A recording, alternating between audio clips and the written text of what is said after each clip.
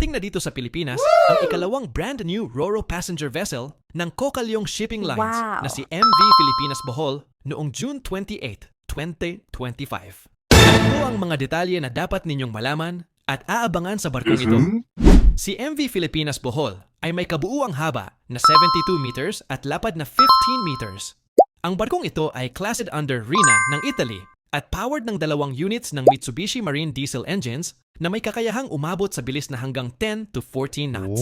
Si MV Filipinas Bohol ay ginawa sa Linhai Huipu Shipbuilding Company Limited sa China. Nice! Ito rin ang kaparehas na shipyard kung saan ginawa ang unang brand new RoRo passenger vessel ng kumpanya na si MV Filipinas Agusan del Norte. Ang disenyo ng barko ay based sa Wira Design Vessel Series na unang ginamit sa Indonesia under sa Wira Jaya Lohitama Lines. Ngunit dapat ring malaman ng lahat na ang designer at builder nito ay galing sa bansang China. Dito sa Pilipinas, si MV Filipinas Bohol ay ang ikatatlong barko na gumamit ng kaparehas na disenyo ng barko. Una ay si MV Anther 8 ng ALDC Transport na dumating noong February 2025 at ang pangalawa ay si MV Antonia 2 ng Allison Shipping Lines Incorporated na dumating dito sa Pilipinas noong May 2025. Ayon sa isang mapagkakatiwalaang source, si MV Filipinas Bohol ay may passenger capacity na 456 passengers at meron itong seating at bed bunk type na accommodations.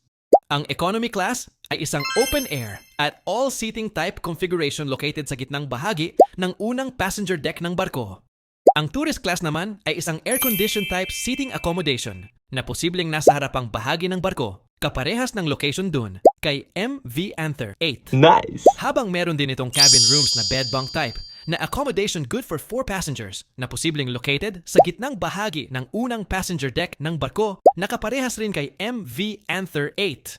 Si MV Filipinas Bohol ay itinakdang magre-replace kay MV Filipinas Ubay sa rutang Cebu to Ubay Bohol and vice versa route kung saan ito ay nakaschedule na mag-dry dock pagkatapos ng 2 taon nung una itong nagbiyahe.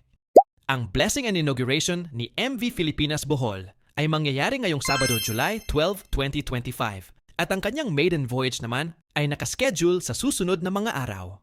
Excited na ba kayo mga ka-ship spotters na sumakay sa pinakabagong RoRo passenger vessel ng Kokalyong Shipping Lines na si MV Filipinas Bohol? Yes! Sasakay ka rin ba sa maiden voyage niya?